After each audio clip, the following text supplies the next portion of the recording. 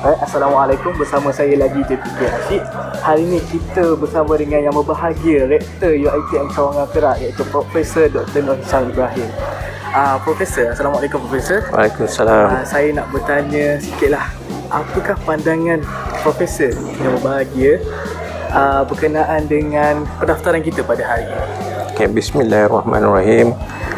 Terlebih dahulu saya ingin mengucapkan tahniah dan ribuan terima kasihlah kepada semua pihak jawatan kuasa yang terlibat pada hari ini, iaitu pendaftaran pelajar baru, dan saya juga ingin mengambil kesempatan ini untuk mengucapkan tahniah lah kepada semua pelajar-pelajar yang datang mendaftar.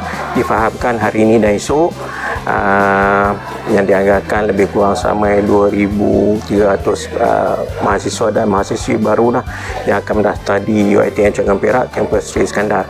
Jadi pada pandangan saya, hari ini saya dapat melihat kelancaran lah proses pendaftaran pelajar-pelajar baru, terutamanya untuk pendaftaran kolej lah. Alhamdulillah nampak semuanya teratur, dan apabila bertemu dengan ibu bapa pelajar, dan kebanyakannya mereka berpuas hati lah dengan kelancaran pendaftaran pada hari ini, dan dengan harapan pada esok hari pun sama jugalah. Okey. Doktor, apakah harapan doktor kepada mahasiswa dan mahasiswi yang baru saja menjejakkan kaki di UiTM Cawangan Perak, kampus Iskandar? Okey, jadi saya berharaplah agar mahasiswa-mahasiswi yang mendapat peluang untuk melanjutkan pelajaran ke UiTM Cawangan Perak ini untuk menggunakan sebaik-baiknya peluang yang diberikan untuk mereka melanjutkan pelajaran.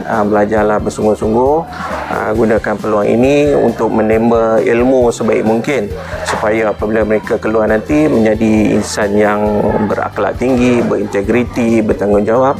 Dan saya ingin ingatkan, janganlah mensia-siakan peluang ini, dan janganlah menghampakan impian ibu bapa.